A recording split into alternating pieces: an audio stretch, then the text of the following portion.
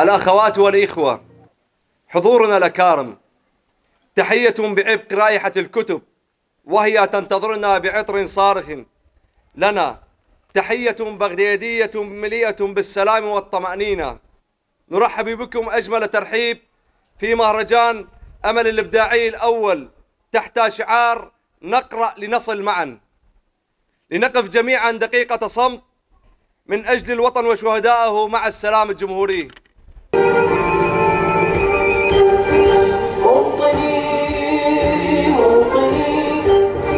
الجلال والجمال والثناء والبهاء في رباط. شكرا بحجم الوطن. كان سقراط يجلس مع تلاميذه وكانوا يتبادلون الكلام فيما بينهم، يأخذون ويردون على سقراط وهو يصحح لهم ويقيم ويعلم، يخوضون في موضوعات شتى مختلفة ومتنوعة بعدد تشعب الآراء واختلاف طرق الدنيا من حولها، لكن في هذه الدائرة التي يتعالى منها الكلام كأنها رحى حرب وتطاير الأفكار بين الأستاذ والتلاميذ. وجاء أحدهم وهو يتبختر في مشيه يزهو بنفسه وسيما بشكله، فنظر إليه سقراط مطولا ثم قال جملته الشهيرة التي أصبحت مثلا: تكلم حتى أراك. نبقى معكم مع كلمة اتحاد أدباء وكتاب العراقيين يلقيها على مسامعنا الشاعر الكبير زهير بردة، فليتفضل. السلام عليكم. تفاجأت بدعوتي لإلقاء كلمة لأني لم أبلغ أصلا. كان هناك طبعا أنقل لكم تحيات وتمنيات زملائي في المكتب التنفيذي في الاتحاد العام للأدباء والكتاب في العراق، وكذلك زملائي في المجلس المركزي في الاتحاد لهذا التجمع الكبير، هذا التجمع الرائع الذي يذكرني برصيف الكتب في الموصل، في البصرة، في بغداد، في كثير من المدن العراقية. كيف لا؟ فمدينة بغداد هي أم الإبداع، هي موطن الإبداع. هناك محافظات في العراق لا يوجد فيها أدباء وفنانين بقدر ما موجود في بغداد. في المثنى هناك لا يتجاوز العدد 19، في بغداد 35 إلى 40 أديب. إذن كم هي رائعة بغداد بأدبائها، بإبداعها، بتراثها، بكنائسها، بإيمانها، بعراقيتها. أتمنى لهذا المهرجان مستقبلا التنسيق، لأنه أنا بلغت منذ زمن من قبل الأخ سلمت، فاجأني قبل يومين أنا في صدد أنه يوم الافتتاح أحضر. أنا يعني يجب أن ننسق، يعني أنسق معه حتى كتب يعني كان استطعنا أن نخاطب كثير من دار الكتب، دار النشر في الموصل، في بغداد. اتحاد الأدباء كان حضرنا كتب كثير، ولكن الفرصة في المستقبل، وأتمنى أن يستمر هذا المكان وهذا العرض لمدة معينة. وأنا راح سأخاطب بغداد لإرسال شحنة من الكتب لتوزع على الحاضرين. شكرا لهذا الحضور الجميل، شكرا لبغداد الإبداع التي هي موطن الإبداع منذ قديم الزمان. شكرا لكم، شكرا لهذا الحضور البهي الذي هو أنا أرى قلوبا تجلس وليس أجسادا. شكرا لكم.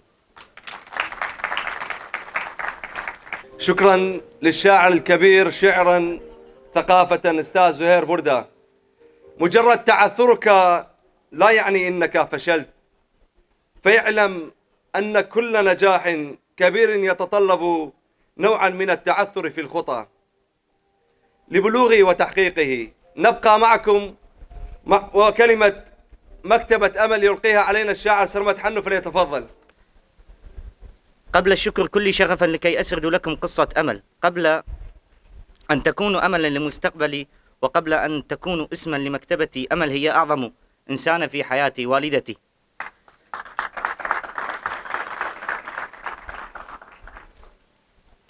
القراءة شيء عظيم تعلمته من والدي منذ طفولتي، والأعظم من ذلك هو امتلاكي مكتبة في البيت تحمل كتب جميلة، كتب قد قرأتها سابقا ومنها أود أن أقرأها مستقبلا.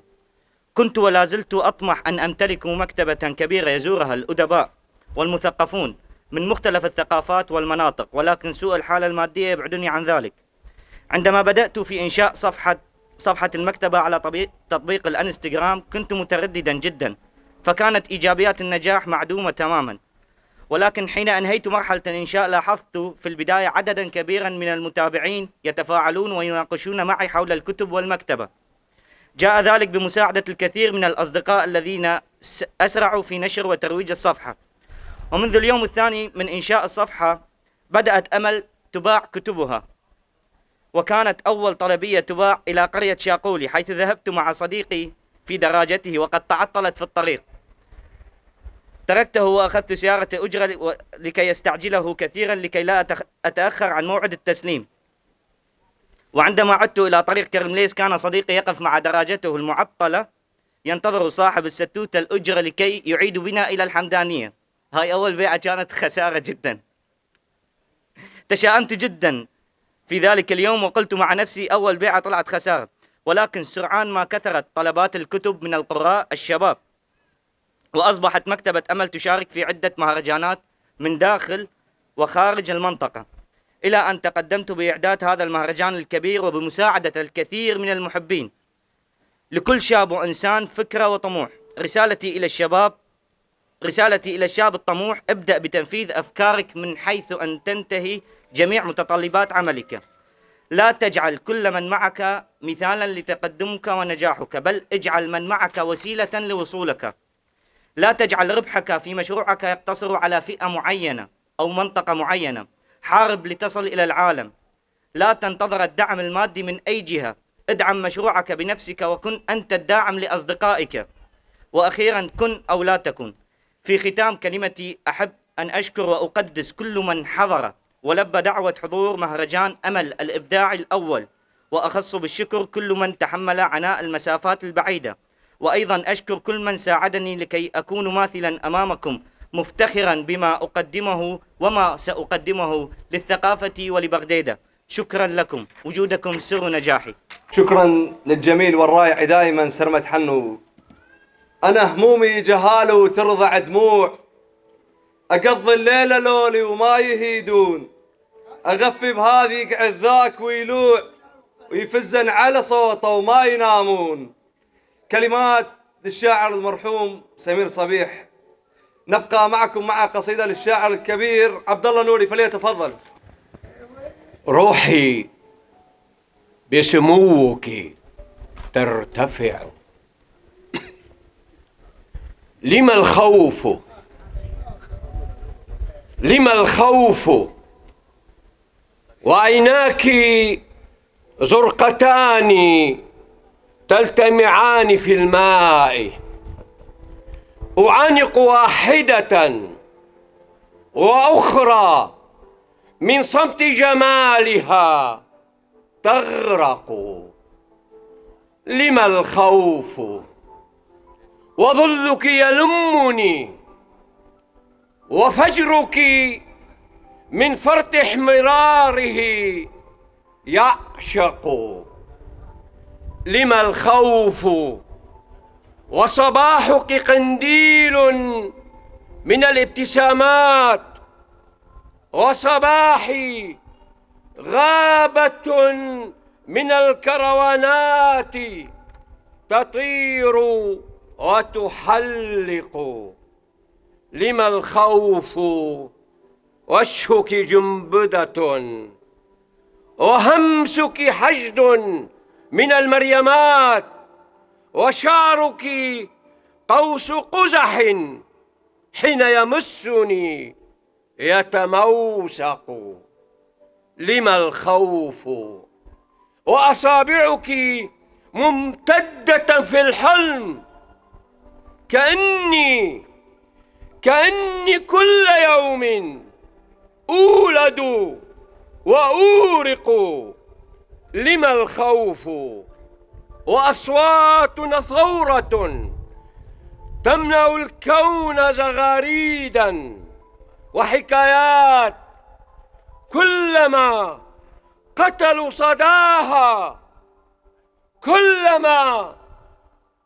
صداها تعود لتحلق.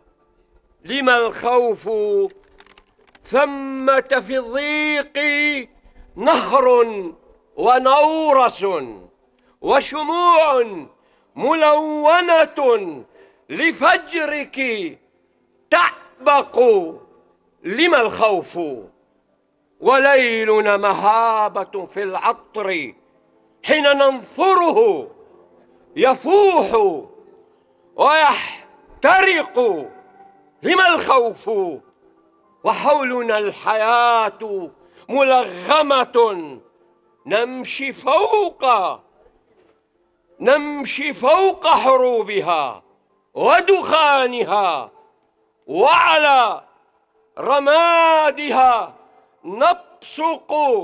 لما الخوف وأنت معي في لهب الصعود تمشطين قلبي بلسانك وقلبي من فرط شفاهك يحترق.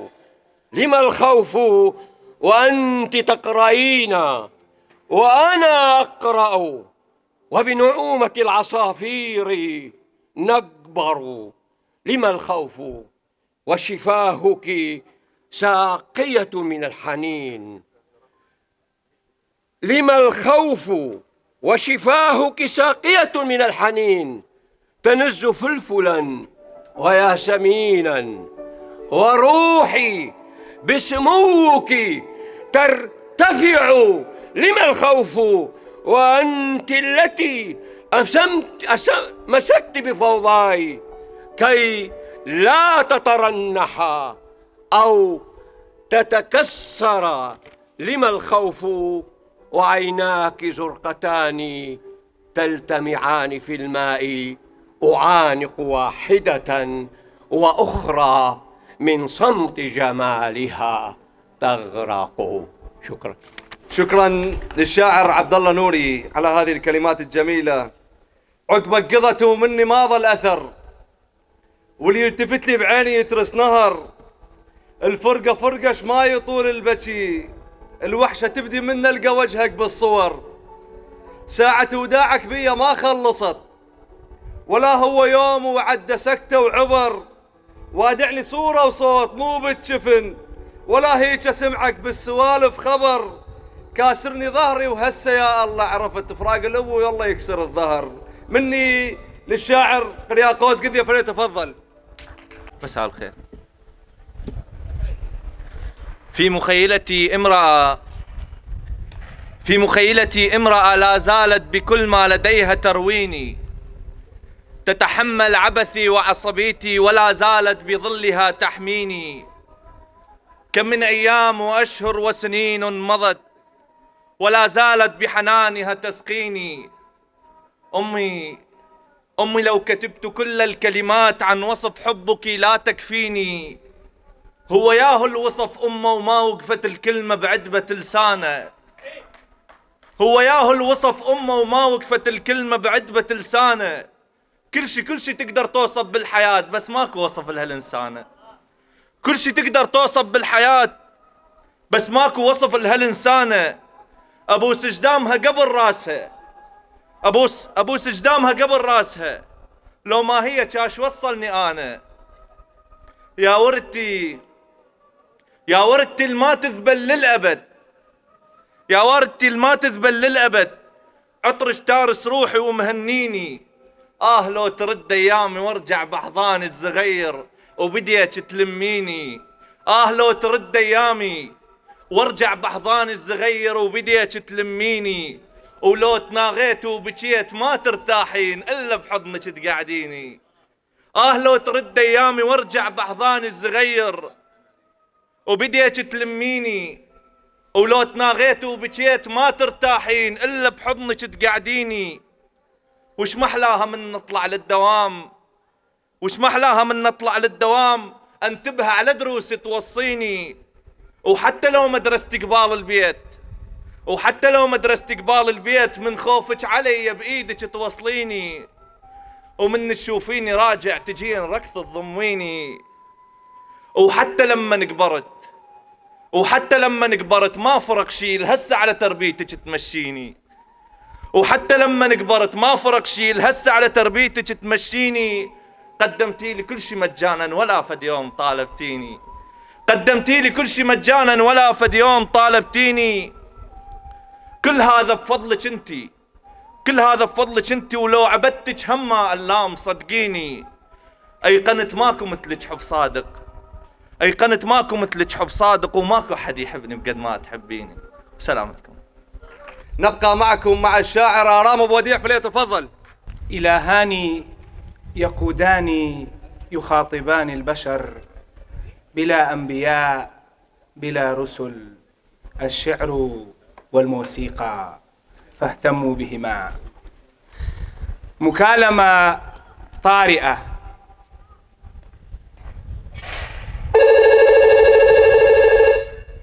ألو ألو حبيبي، ألو حبيبي، أنا ما عدت صابرة. ألو حبيبي، أنا ما عدت صابرة على تباعدنا خوفا من الناس. دعهم يقولون ما شاءوا فأغلبهم يغار منا لأننا أهل إحساس. والعمر يا عاشقي يومان، والعمر يا عاشقي يومان أحلاهما مع الحبائب في وصل وإيناس. لنلتقي اليوم ساعات، ولست أنا إن لم أذوبك يا عمري بأنفاسي. إن لم أدعك ترى الفردوس، لست أنا عشتار قلبك يا ليلي ونبراسي. إن لم أدعك ترى الفردوس، لست أنا عشتار قلبك يا ليلي ونبراسي. أنا كذلك مشتاق إليك، أنا كذلك مشتاق إليك، فقد أعلنت في الصبر يا عيني إفلاسي. واليوم إن لم أكن إياك منتظرا، معناه مت أنا من بعدك القاسي. حبيبتي أنت صلباني وصومعتي، حبيبتي أنت صلباني وصومعتي، وأنت ترتيلتي في كل قداسي. حبيبتي عندما ألقاك أشعر بي أعود طفلا بلا حزن ووسواس. وعندما لا أرى عينيك أحبسني في آخر العمر في زنزانة الياس. وأينما كنت في الدنيا، وأينما كنت في الدنيا فأنت معي، لن تخرج العمر من قلبي ومن راسي. فأنت أول أنثى لا تعذبني، فأنت أول أنثى لا تعذبني. لا تزرع الحزن، لا تزرع الحزن في دقات أجراسي. وأنت آخر من تبقين وارثة أملاك قلبي وأقلامي وقرطاسي. لنلتقي اليوم في كأس، لنلتقي اليوم في كأس ليشربنا غرامنا المنتشي حتى بلا كاس. إلى اللقاء إذن، إلى اللقاء إذن يا حبي الأبدي، إلى اللقاء إذن يا قدس أقداسي. شكرا لكم. أنا سرمدي من بغداد، مدير مؤسس مكتبة أمل. أجيكم أجيب لي أودنا مهرجان آخر ببغداد، مهرجانكم دارينا يشمع مهرجان أمل إبداعي. الأول لأنه أكيد إتلي مستمرين بقاوح وكل شات أودناي. هذا مهرجان يشمل حيلة من ديانة، يشمل شباب كثير من بغداد وحتى من خارج بغداد، إنه أعمال يدوية، يشمل فنانين، لوحات رسم، ويشمل أيضا مكتبتي ومكتبة لويس القصاب مشرف لنا بكتب. وشاكرني حيل قناة عراقية إنه ثيلا مغطي له هذا حدث، لأن هذا حدث كلش مهم له، وأكيد كان يقدر إذا بيذخه بد بانغ بغداد ومدأرخ له بش اخترته ما دياوه. وشكرا جزيلا.